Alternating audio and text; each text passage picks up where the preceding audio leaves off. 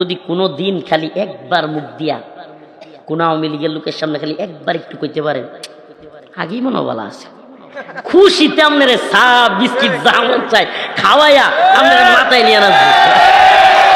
আস্তে আস্তে টিপস দিলাম, আবার চা খাওয়ার টিপস না এটা, বুঝলেন না?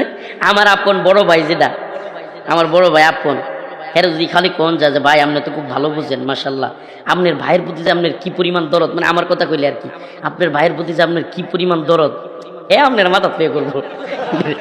তো এটা এক একজনের এক এক সাইজ। খালি একটা আওয়ামী লীগের লোকের সামনে যদি কইতে পারেন, আড়ালে গিয়া সবার সামনে না, কিন্তু এটার চাইতে মনে হয় আগেই ভালো আছিল। এতটুক খালি কারে খুশিতে মোহাম্মদ বিন মাসলামা যখন বলছে কাব আমরা তো বিপদে আছি, কয় কি, কয় আর কইও না, এই যে টাকা পয়সা খালি জাকাত নেই ফুতুর হয়ে যাইতেছি, কয় আগে কইছিলাম না, কয় কাব এখন